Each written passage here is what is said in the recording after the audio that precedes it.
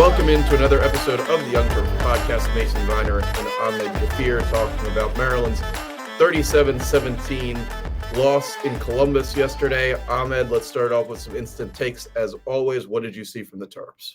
Yeah, it just obviously felt like a tale of two halves there. But it really just felt more like a game where, when you talk about the Terps versus Terps, it goes back to Maryland doing what they need to do, and it just felt like there were way too many miscues, missed opportunities. Yeah, it just felt like there was a chance for Maryland to really take a little bit more control and really give themselves a chance up until the final minute, but let the game kind of slip away there.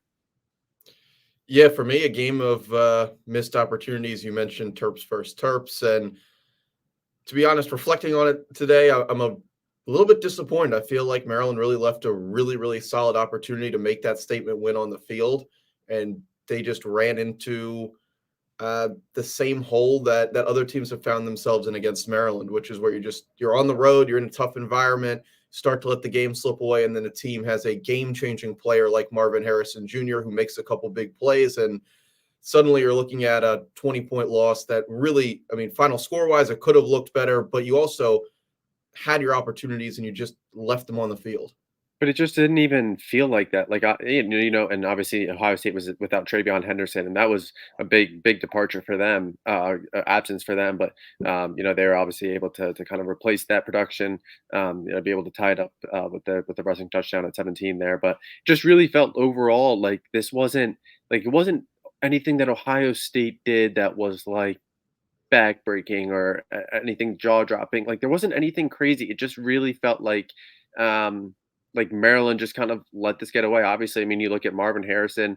Two of his catches, 78 yards, right there. And look at the end. Maryland when they were down 27-17, they went for it on fourth down inside their own 35. Didn't get it. Sets Ohio State up with great field position. 2-3 plays later, they're in the end zone. So I think that the final score definitely looks, I think, a little more controlling or dominating. It just really felt like Maryland, like you said, they really squandered a chance to kind of capitalize this game. I mean, my instant reaction after watching the game, hours after, I really felt like Maryland was probably just as good of a team talent wise as Ohio State. Today proved that Maryland, the talent gap, yeah, maybe it exists, and maybe the second, third string rotations, whatnot. But this was really all about execution. This was all about Maryland needing to go out, do what they need to do. You talked about obviously the miss opportunities and miscues. The first half blunder by Talia there with time expiring. Checking down, throwing it over the middle when you have no timeouts left. The pick six, that's miscommunication. That those things happen. But again, it just really felt like Maryland just if they played the way we saw them play the first 5 weeks of the season, they would have been able to come out with a win. Yeah, I couldn't agree more. And you talked about that play at the end of the first half, and then the pick six. The pick six to me, that was a great play by Proctor. I mean, he read the quarterback's eyes. He took a step back. He kind of did what, if you look at the film on Leah, he's susceptible to in his game, which is a kind of hybrid linebacker player that's playing a little bit of a buzz coverage on a guy, takes a step back, reads the quarterback's eyes, just drives on the ball really hard, takes it, and you're gone. I mean, most of those interceptions you get on those curl routes, those are pick six opportunities, regardless of where they are on the field. That was eventually that is going to happen with the offense that Maryland runs. But I also think that first interception. I mean, Loxley talked about it, and I think Talia talked about it too.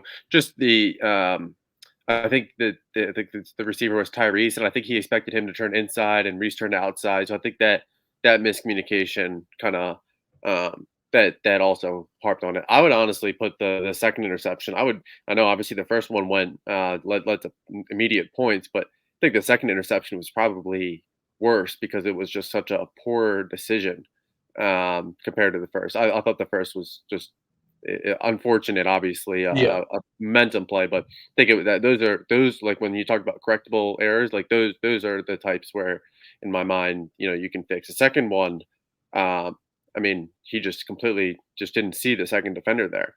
Mm-hmm. And that's another point that, yeah, I'm right there with you.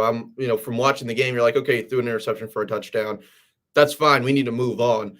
The second one is one of those moments where you're just like, well, you throw the ball away there, you punt it from the 35. Your punter, was having a great game at that point. The punt coverage and the punting unit and the special teams unit as a whole for Maryland, other than Jay Sean Jones' muffed punt that Maryland was lucky enough to recover, had a great game, in my opinion. Especially, you're talking about, again, overall talent wise, the reflections of the game. One of the big moments in that is how your special teams can hang with a team that's got 4 and 5 star players pretty much across the board on the bench. And I thought Maryland did great there. That was just the play that I was like, okay, probably not winning this game. That was a losing play. But the second interception, I mean, and I get it. Locke's talked about it in the past. Talia has this like it's like an instinct to force a player to make that big play. And he said, third down, felt like we needed to make that play. But in the grand scheme of things, you're at the 3rd and 10 at the Maryland 43. It's a 17-all game. Like you don't need to make that big play midway through the third quarter in a tie game like that. Um, it just felt like that was just first year quarterback mistake. Yeah, it really did. And look, as the offense as a whole, you hope they go back and look at this game and they correct what they can. But ultimately, it's the same thing. It's the thing that I think everybody didn't want to be the reason why Maryland lost this game was mental errors, miscues in big moments. And then we talked about it earlier this week in both the segment that you and I did and with Jake Butt. Is Maryland ready to meet the moment? And the answer to me after watching this is clearly not Saturday. No, they were not ready. They were there. It could have been, that play could have been made, but it didn't happen. Yeah.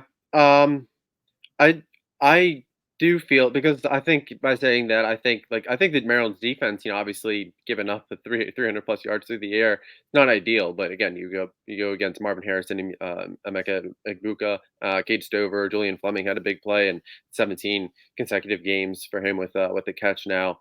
And I think that the defense really was kind of able to there were some good moments. The defense was able to kind of keep them in the game, obviously generating two third down sacks early in the game on the first two possessions, I believe. But again, I just felt like maybe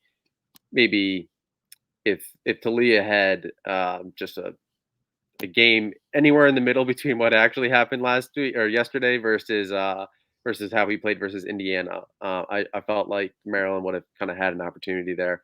And I think it's kind of telling, when you look at how the game started, Talia started out on fire, 3 of 3. Maryland took advantage of the special teams. I think maybe Ohio State didn't intend to go for it, but regardless, the fake punt that Maryland stopped on the first drive, again, start out just to start up the second half, that first drive, Talia looked great, capped it off with a rushing touchdown. So it did felt like when Talia was on, you saw Maryland have that success. It just again, it did feel like you said, once the Maryland just kind of getting away from it, and it did feel like once Ohio State kind of took the lead, um, that Maryland was kind of facing that uphill battle. I think the moment when I knew that all right, Maryland's probably out of this was after that fourth down. And I think that the only reason why you would have gone for it on fourth down in that situation with, I think it was 8, 9 minutes up in the game, it's awfully bold. But what do you think about the defense, what they've done all year, how they've done in the red zone, generating turnovers? Tarheeb still did that in consecutive weeks in the red zone, and being able to hold opposing offenses 2 field goals like Maryland had done on 2 previous possessions against Ohio State on the day. I think that's kind of where you wanted why you wanted to go for it on for fourth down, create that risk. So I do think the defense just overall was kind of like there were definitely a lot of positives there, and I think especially against that Ohio State, that front five, it's not the best one that Maryland has ever seen, but definitely has some talent. So I think the defense just was kind of able to do some good things. But I think if Talia was maybe able to kind of keep it consistent through the second half, then Maryland really would have had a shot at this one. Yeah, I think this game for me defines complementary football at its finest. And everybody, I think, hates that term. They think it's coach speak, but I think this game proved it. In my opinion, defense played well enough to win this football game. And time of possession, I think, is a misleading stat just because in the first quarter, that 10-0 lead, Maryland's dominating the game. Ohio State touches the ball. And it wasn't like immediate, snap of the finger touchdowns. It took Maryland a couple plays. They used the play clock fully in this game. The second half, you just can't put a defense on the field that long. You can't put them in bad positions like the offense constantly did. And look, it's one of those everything changes everything games. We talked about the interception and the getting the ball on the 50 plus 40-yard line there. Go for it on fourth down. Give your opponent great field position there, and you're almost at that point forcing your defense to make a big play. You're forcing them to try and come up with a turnover, make something happen for you instead of just sort of allowing the flow of the game. The fourth down decision, I think Loxley got kind of ripped on, Twitter, and a lot of people don't understand that. At that moment of the game, I was sort of looking at it like we need a big play. Somebody's got to step up and make a play, and maybe that was a little bit of a force call there. Maybe it was one possession too early, but ultimately, those are the plays you have to make on the road to win the game. I didn't love the play call, but I can also understand the way Littleton was running the ball in short yard situations, why that was the play call. Um, a possession too early, but ultimately you needed to not have your defense go back on the field. You needed to, there was, I think it's justified. Yeah, I think it's again, like you said, it's just too early. I mean, Ohio State got the ball with 8:33 left, and I agree. It's a very big risk reward. I mean, the reward is, I mean, you're punting the ball with 8 minutes left. You're relying on your defense. I mean, you pretty much have to force them to a three and out, maybe hold them to one first down. But again, at that point, if you're looking at obviously a comeback. That you're looking at a clock. I do think it was just again, I felt in real time that it was a little bit too early. Because in that moment, again, like I said, or just earlier in the show, it just felt like if Maryland didn't get it, then that's it. And really, that's what really ended up kind of proving how it turned out. Yeah, it sure did. A couple players that stood out that I feel like just deserve a shout out in this game. Kellen Wyatt is just turning into an absolute Yeah, yeah. monster on the edge. I think that he's a really, really good disruptor. I think again, Caleb Wheatland, not as many snaps as he usually gets. They didn't put him down as much on the line of scrimmage as I thought they would. Guy that every time he's on the field, you're hearing his name. And then ultimately, Ruben Hippolyte and Jay Sean Barham, everybody's been looking for him all year. Like, where are these two guys? Well, they kind of did what we've been saying they're going to do on this podcast. When they needed those guys, they were out there, for a ton of snaps. And you just saw, I think, the depth and the rotation and the recruiting really pay off. You mentioned there wasn't much of a talent gap out there. I really could not agree more. The only thing that Maryland was lacking was another point that we brought up. Maybe we needed that extra portal defensive back. Yeah, I think so too. Obviously, Tarheep still being sidelined, being able to give it a go, suit it up, but was inactive. Yeah, I think Corey Cooley found himself out in coverage, obviously quite a bit. Had himself. I mean, tough matchups, obviously going against both of those first round talents. But yeah, I think that would have been justified. But again, I think that's also you're not going to face many wide receiver tandems like Ohio State the rest of the way. And I think Michigan's kind of been able to do some things well, but I'm not sure that Michigan has the same, the talent level at their skill positions as Ohio State does. So definitely, I think valid. And obviously, you mentioned Calvin Wyatt. I thought he looked really good. Obviously, Caden Prather. I really, really thought that second touchdown at the end of the first quarter. And I'm not even saying that because I had over 13.5 in the first quarter, but I definitely did think that second touchdown was maybe worthy of a review. It looked like he might have gotten his hand under it a little bit. I think the ball did end up hitting the ground, but obviously coming away with the opening score there on a 15-yard touchdown, one hander. Talked about it before. Opposing coaches when KP was both recruited out of high school and when he was in the portal, a lot of them tried to say, hey, he kind of evaporates. He goes missing in those big games, those big moments. So, especially on the road going against number 4 Ohio State, I think for him to really be able to have that game, be that big body receiver, that reliable target, I think is really big there. So credit to those guys. Yeah, you mentioned that. I think there's really 3 plays that stick out to me in this game from a refereeing standpoint that I thought were very questionable. One is the Caden Prather not even getting a review there. I thought that was a little bit ridiculous. Yeah. Second one has to be Marvin Harrison's 33-yard catch on the sideline on like 2nd and 35. I definitely thought if they're going to go back and look at some of these plays, that is one you have to look at. Yeah, it looked close. It really did. It might have been a catch, but I don't think it was like as much of a sure thing as I guess as they thought. Yeah, yeah, that's one. And then the third thing, this is just something general watching college football yesterday, but specifically 2 or 3 plays in the Maryland game. The lack of the call targeting in the game of football right now after adding it in, then it was overused. It's like evaporated across the entire landscape. I thought, I guess it was a hit on Leah from one of the interior defensive linemen from Ohio State that he got the unnecessary roughness of the roughing the passer call, but clearly again a hit with the crown of the helmet.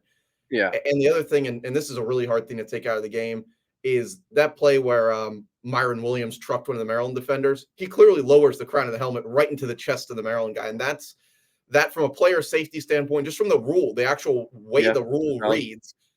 Those are fouls that they were definitely called 2 years ago, and everybody had a fit about it, and it was overused. But it has a place in the game, and it does really need to be if it's going to remain in the game. It needs to be called when it's clear. Yeah, I think that's odd. I think the defensive that hit against Talia, I thought, and I'm the last person to complain about targeting and all that, but like I felt like that was clear and obvious. I felt like if that was at home, Talia is probably getting that call. That was my honest reaction in real time. Yeah, and yeah, I'm not really a fan of the rule. I'm not really a fan of a Yeah, lot of like the roughing the passer rules. But I think it has a place in the game, and I yeah, think when it's obvious as those plays, it at least needs to go to the review standpoint. That's just my view of it. If it's going to be in the rules, you got to call it. Just like that illegal motion. Ryan Day screaming they've been doing it the whole game.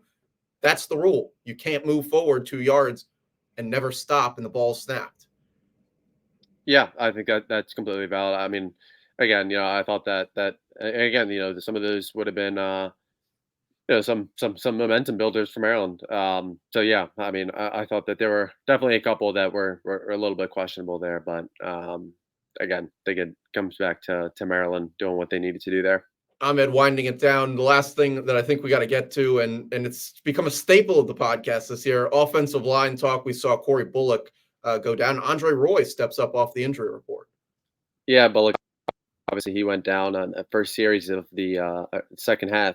And with that, Gadi Yetzi, he moved over to right guard, and Andre Roy, he made his he came back into the game at right tackle there. Looked really good. Obviously, tough assignment there with 44. Yeah, that's really one of the elite defensive ends in the country. So I thought he looked really good, and I think a lot of fans look at Andre Roy as maybe that future at the position, and one of those building blocks to help Maryland kind of rebuild the trenches and kind of win those battles there. And obviously former 4-star out of St. Francis. Again, just looked really good. Will be interesting to see one how the severity of Corey Bullock's injury, whether he's going to be able to give it a go against Illinois, or if Andre Roy, if he ends up becoming that full time starter now. Yeah, and that is something to watch this week, as well as who else pops up on the injury report. Kyle Long banged up at one point. He comes back in the game. So the Terps taking a bit of a couple hits there as we get Yeah. into Big Ten play, but hopefully everybody gets healthy. Or check on InsideTheBlackAndGold.net after Tuesday's open practice period. Ahmed always keeping an eye out for who's on the practice field for the Terps. And a shout out to our sponsor, Watercrafters. It is pool closing season. If you have any pool needs in Montgomery or Howard County, make sure to check out Watercrafters, their showroom in the Gaithersburg Air Park, or online at watercrafters.com. Ahmed, any closing thoughts? Yeah, one last note that we should mention, Dante Trader, obviously he went down there on that 44-yard touchdown that Cade Stover brought in there. So that's another significant injury that will kind of need to be looked at in the secondary there. That's a big blow. So some of the key injuries are starting to pile up. Obviously, coming out of the first loss of the season. So I think a very winnable game. Illinois did not look very good at all against Nebraska on Friday night. So chance for Maryland to officially become bowl eligible next week and get back in the win column. So we'll see how they respond. Yeah, it's a big week. Now really the question becomes, how do you respond? You got punched in the mouth. You take that first loss. You got a winnable homecoming home game at home. It's time to respond, but we'll talk about that back here on Tuesday night on the podcast. As always, like, subscribe to this. Make sure to subscribe to InsideTheBlackandGold.net for all of the Terps insider coverage that you could want. And as always, thanks for watching. Thanks for listening.